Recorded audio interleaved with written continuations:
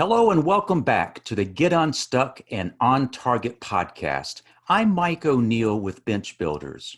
We're speaking with successful business leaders to uncover tips to help you break down the barriers that are keeping you or your business stuck. Joining me today from Virginia Beach is John Hawley. John, welcome. Hey, good to see you, Mike. John, I've been looking forward to spending time with you for a variety of reasons. One is John is a master facilitator, and I have already in my time with John have picked up on a number of points that I hope I can use as a facilitator. But companies turn to John for executive team building and strategic planning sessions. Pre-COVID, this was typically done in person. Now, everything that John does for his clients can be done virtually. So let's get started, John. All right. You've got a background that's really fascinating. Can you kind of give a sense of our listeners, kind of what led you to the place you are right now as a master facilitator? I think like anything else in life, it happened by accident completely. I got put in the right place at the right time, or the wrong place at the wrong time for the right reasons, or one of those things. And very, very quickly, I'll touch on it. I got in trouble in the Navy. I had to do some kind of training for about 250, 300 people or so. And it was incredibly boring training. So I attempted to make it fun, energetic, engaging, experiential, that kind of thing. Can I stop you a second? Did you say that your punishment, if you will, is that you had to go deliver something very, very boring? Yeah. Okay. I had to give a training that as Navy nukes. So I was a surface warfare officer, nuclear surface warfare officer. We get over and over and over and over again to the point where some people don't pay attention to it. Some people have been in the military, long enough to understand it backwards and forwards in different languages type of thing. And so not the greatest thing that you could do is stand in front of that many people and hold their attention for a long period of time talking about that subject. And it turns out that I got pretty good reviews, and I was like, oh, well, okay, I guess I'm decent at speaking in front of people. And that iterated to the next thing and the next thing and so on and so forth. And obviously there's much more to it than that, but now I'm here. You said it was kind of by accident, but in looking back, do you sense that kind of was part of you're doing what you need to be doing? You're using your skills well? I absolutely think so. My whole life leading up to that point, everything was a stepping stone from one thing to the next thing to the next thing. And it was a matter of time until I crossed the pond, So I definitely think that it was towards using what I was actually good at, what I actually cared about, and what I actually really enjoyed. So absolutely. That being said, you came to the realization that you were doing the kind of thing that you should be doing. Tell me a little about the transition from the military to what you're doing now. Was that something that was just you retired, or you finished your stint and went straight into this? What was that process? Yeah, so I was in a very unique position in that I went to get out of the Navy 3-4 years before I actually really got out. And I submitted my papers and I was done. There's almost nothing that could be done to reverse it. And I held a workshop. Long story short, I got appendicitis, showed up for work the next day. My boss kicked me out after surgery because I was dumb and showed up to work. And for those 2 weeks, I created a workshop of all of these golden nuggets that I had experienced from all these classes over time that I was using to transition from the military. It was the transition that gave me the knowledge of all of these little golden nuggets, and gave a course. On the third day of that course, a 3-star admiral showed up and asked me to work for him. And that led to the next 3-star admiral, and that led to working for Secretary Gertz. And in that whole pipeline, I got extended 3 different times in the Navy. So I was able to do what I'm doing now in the Navy for 3.5 years, and was able to kind of use my corporate knowledge and C-suite type of workshops and offsites to help with high-ranking, officials and whatnot. And I was able to use those for the corporate and back and forth. So it was a mutually beneficial relationship. That was a mouthful. Sorry. No, it's a mouthful, but it's a fascinating story because it was not as if you left the military and went cold turkey. What you're describing is you had a relatively long on-ramp that prepared you for the kind of work that you are doing. If you were to describe the audiences that you were working with then to the audiences you're working with now, you mentioned that one of the first assignments you got that kind of gave you a sense, I may have a knack for this, is that you were assigned to deal with a topic that most people would view as very, very boring and that your audience would not be engaged. How would you compare and contrast a military audience with your clients nowadays? Well, people are people. And whether you are a group of admirals or you're a group of C-suite executives or you are a high school football team, the dynamics of people in groups are, to me personally, the same. I mean, some of the arguments are more mature, some of the knowledge is more in depth, but in the grand scheme of things, disagreements lead to the same things, agreements lead to the same things. And in a group dynamic, there's always somebody that either speaks too much or not enough, and you gotta have a mismatch or an imbalance. And as a facilitator, that's what I do, is kind of even the playing field, make sure that everybody's comfortable and safe and has a voice. So I would say, to me, it's the same. I never had them wear uniforms when I did the workshops. In fact, I refused to do workshops in the military once I got good enough, where, hey, I won't do this unless everybody's in civilian clothes. So it's been the same to me. The last thing that I would add is the buildings outside of military bases and the offsites for corporate are more interesting, beautiful, fun than on a compound somewhere. So without a doubt, I got to go back to that comment you made a moment ago, and that is when you got good enough, you could request that uniforms not be worn. That's not the military culture, is it? Oh no. You mean wearing sticking up for yourself in that way? Well, in part, the fact that you would request that I not wear a uniform as a presenter and the people I'm presenting to not wear a uniform, did I hear that correct? Yeah. So essentially, in the very beginning, I did what's called a limited objective experiment, which is, we're not going to spend any more time, money, resources on seeing if this thing works. We're just going to test it and iterate off of it and see how it progresses with that iteration. And I did dozens and dozens and dozens of experiments on, let's do this let's put an enlisted person in with a group of officers. Let's put an officer in a group with a bunch of enlisted. Let's put a captain in front of with a group of master chiefs. Let's put a master chief in a group with a bunch of captains and see what happens. And the conclusion that I came to was the rank and the seniority that you have, regardless of rank, I guess, dictated how those groups acted and reacted to one another in a setting. And I realized, in order to get the most out of a group of people in any given setting, is to have respect for the people that are to the left and the right of you.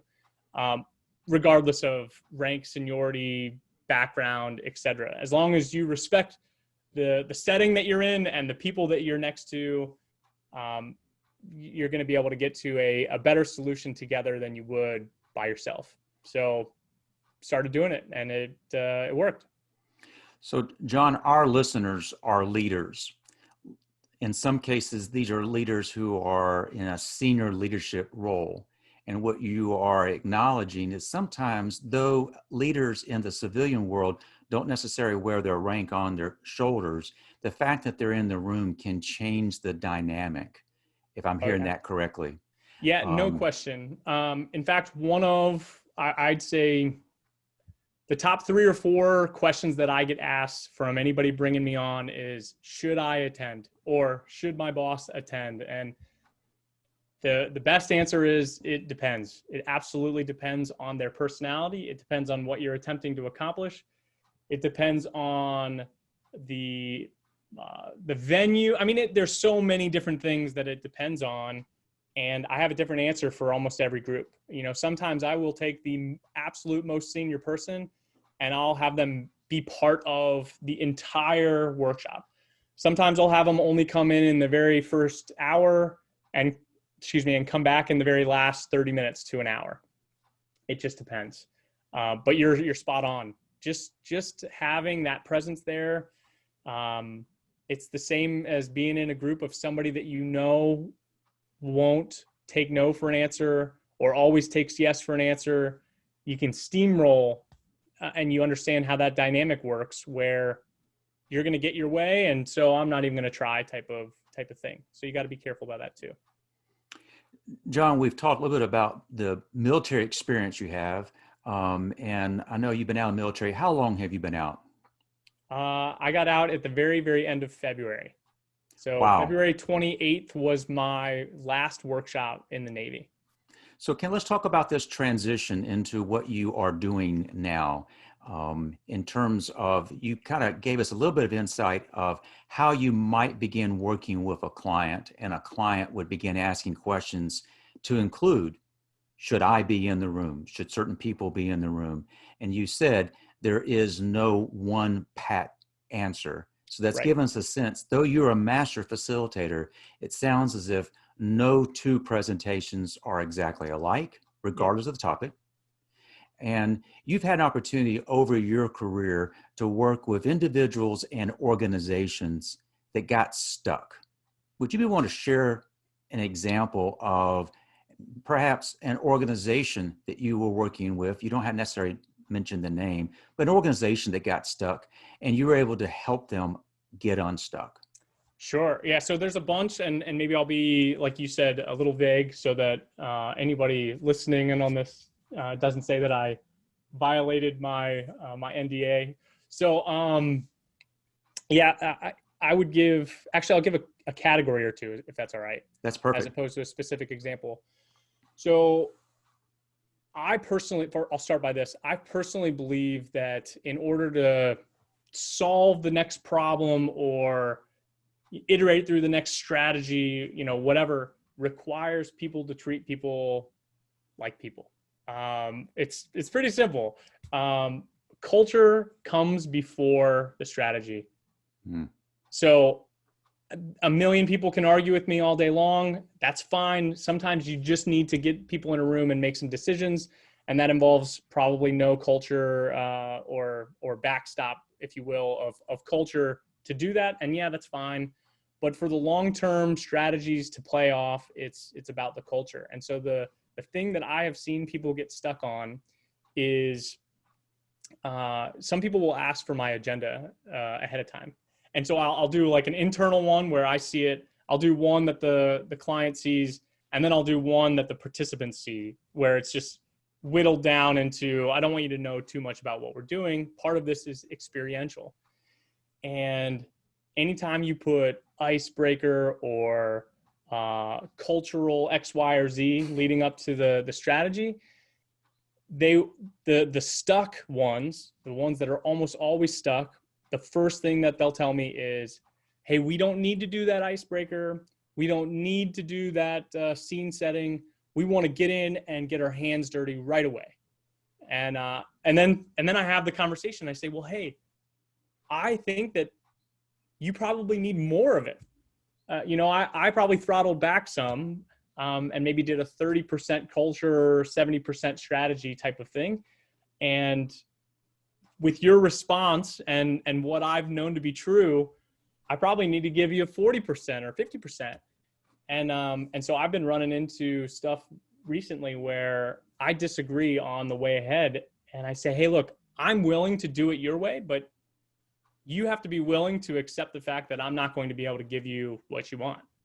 You want a strategy that's able to get the communication and collaboration in sync, in lockstep with each other, there's buy-in, et cetera. I'm not going to be able to do that without attempting to tackle these things. So that was a very vague answer on my part. There are obviously some other individual examples of that, notably individuals that stick for the entire get the whole organization stuck, where they think the path is X, so they try to lead the workshop towards that, and because they're in either a position of power or social power, they take advantage of it, and they're getting in their own way, really. You know, John, you used a term just a moment ago, and that is either if they're in a position of power or social power, and that can influence outcomes. And therefore, what I'm hearing you describe is, you said it's your sense that culture comes before strategy, and that there are times you begin working with clients and they say, no, no, no, let's get to work. Let's get this done. Let's get this done. Let's get this done. And you have found that if you are able to work through, I described you as a master facilitator that focuses on team building and on strategic planning. But to some extent, it sounds to me that the process that you like to follow with clients, really, no matter what brings you in, it sounds as if you are attempting to do that very thing. Team building from a cultural standpoint, strategic planning, meaning what are we going to do going forward? Is that an accurate read? Absolutely. And I think it's a various degrees of either or. Some teams have brilliant minds, and they somehow put the cultural piece to the side, and they treat each other like they'd want to be treated type of thing. I know it sounds very silly, but they can do lock yourself in a room and solve some problems very quickly, and then get back to being friends and having beers types of thing. Not that you have to in order to have a good culture. And then there are others that there's other ends of the spectrum where you are so broken that you have to do just the team building. You have to focus entirely on the team building to fix what's broken, because it will ultimately lead to this domino effect of the next thing and the next thing and the next thing that progress your institution forward. So yeah, it's both. You know, you described, and I know you had to keep it a bit generic, but situations where you sense that an organization had gotten stuck, and the way you engage with them to kind of help them get unstuck. May I ask that more on a personal level? Yeah. When you were in the military and you made the decision, it's my time to move on, and you weren't afforded that opportunity, did you feel stuck in that situation initially? Absolutely. And scared and petrified, and basically from my standpoint, you're taking care of a family.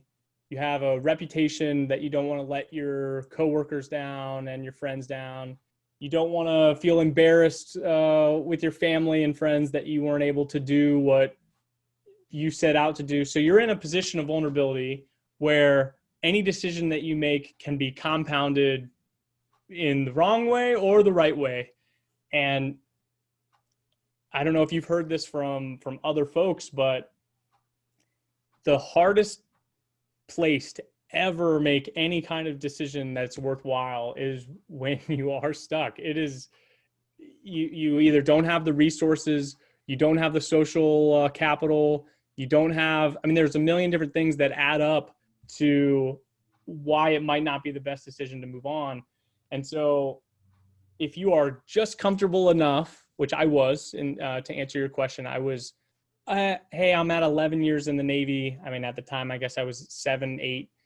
And you're like, well, hey, everybody's telling me another 10, another 11 years, and you're done and you get a retirement and all this stuff. It's like the easy thing to do almost in their head. And you're like, I don't want to do that.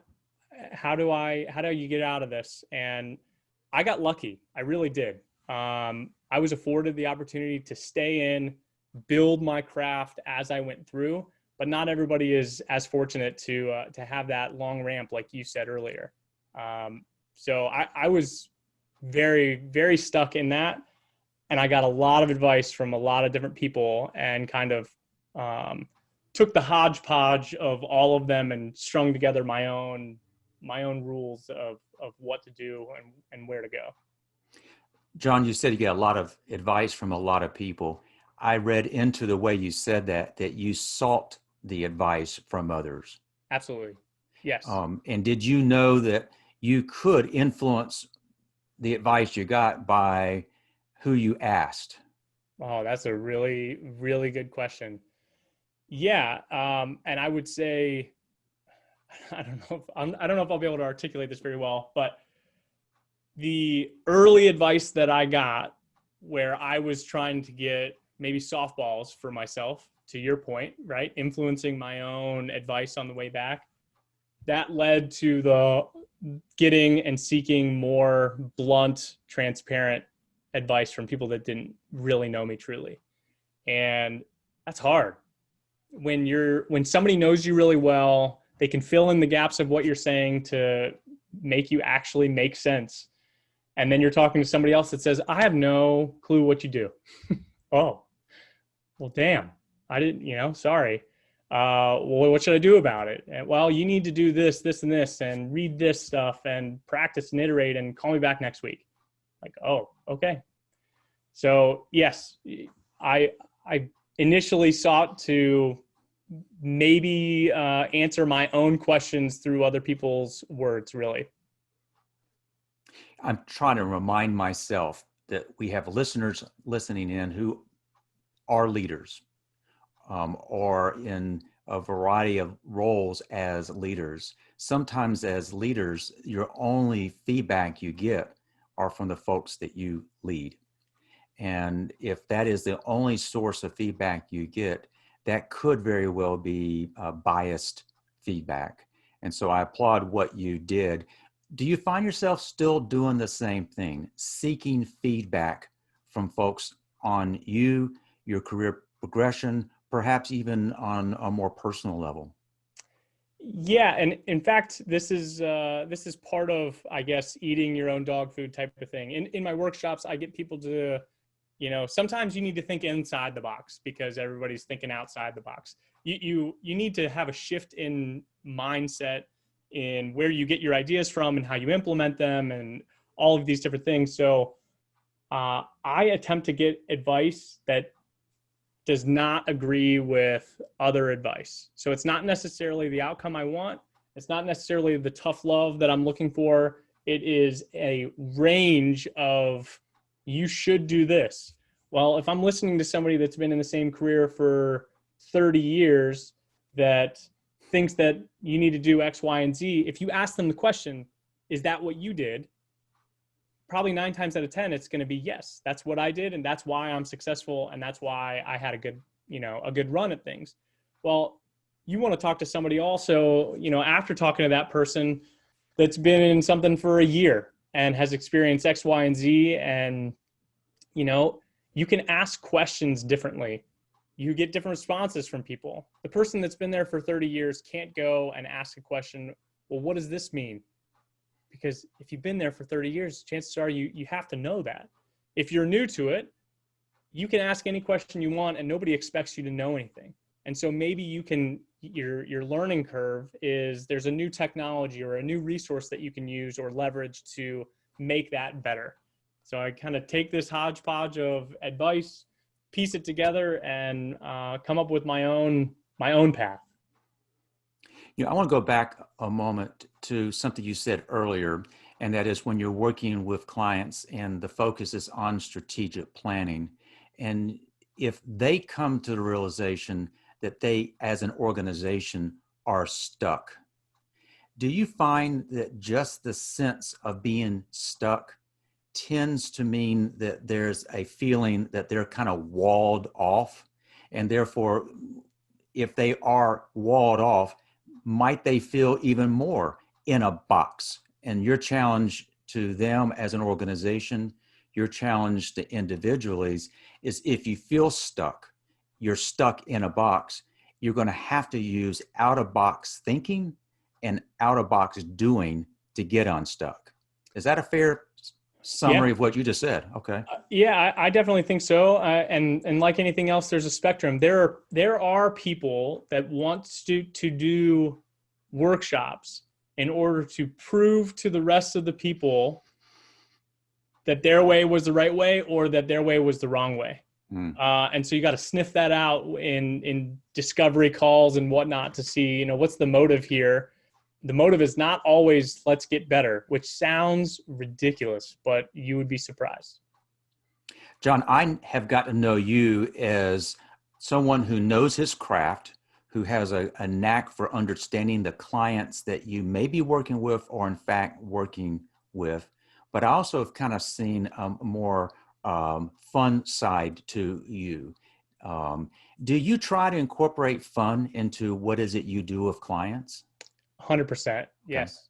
I mean, you might not see this now. I mean, I'm sitting at a desk, right? I have some more room back here, so now I can do some cartwheels and some fun stuff back there. But I think that is, if culture is to strategy as fun is to culture, in my opinion. So being able to laugh, smile, joke, play, I mean, that is human nature to enjoy your time with people.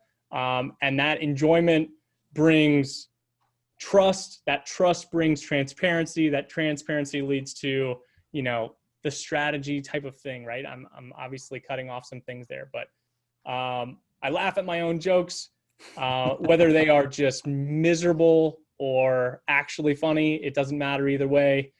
I've always believed that the facilitator should have a vulnerable side to them, and the humor is mine. I'm going to laugh, joke, play, etc. You got to realize that all of it has a purpose in what you're attempting to accomplish. So if I'm sitting in a very serious conversation, the only way that I'll use humor is to stop somebody from ruining it for everyone else, or talking over everyone else, or give somebody a chance to speak that hasn't spoken yet. So there's pieces and parts to use it for the greater good. John, I was about to reach for a piece of paper to write what you said down. And I think what I understood you to say is culture leads to strategy, but fun can heavily influence culture. Is it something along those lines? Yep.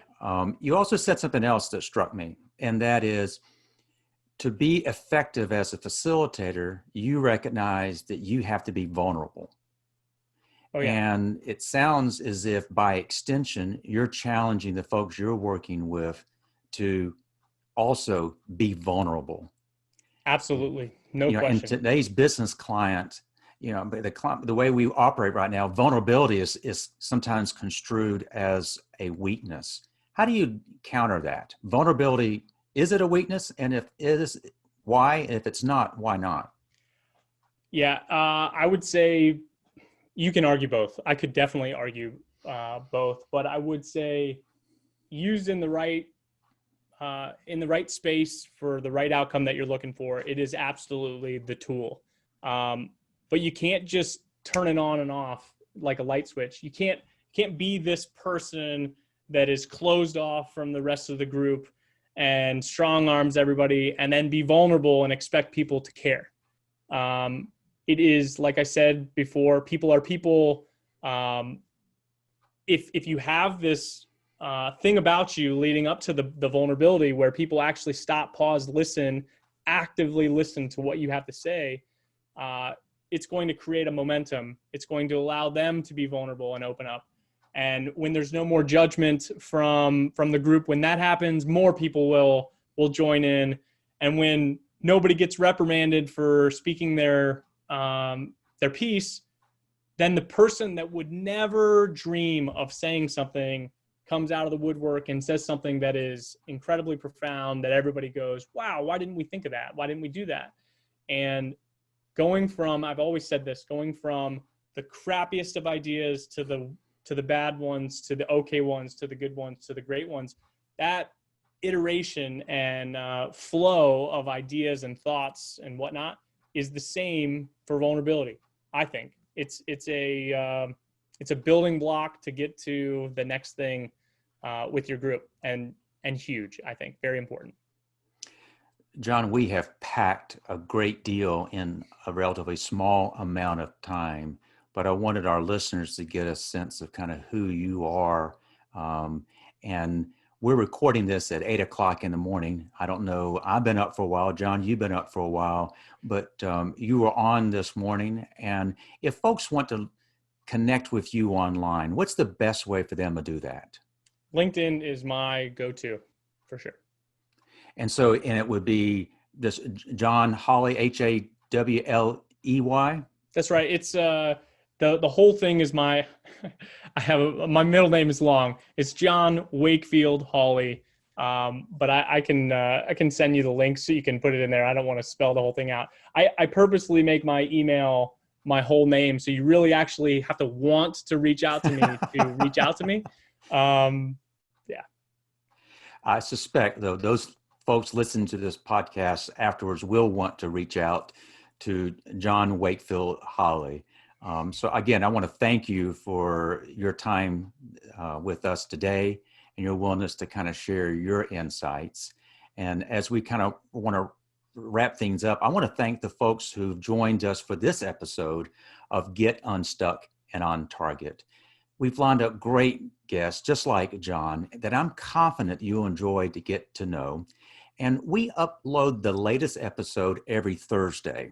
So we hope that you'll subscribe to this podcast. And not only subscribe, invite your fellow leaders to do the same. The easiest way to subscribe is to go to your browser and type unstuck.show. Again, unstuck.show. Or you can go to our website, bench-builders.com. I want to thank you for joining us. I hope you've picked up some tips that will help you get unstuck and on target. Until next time.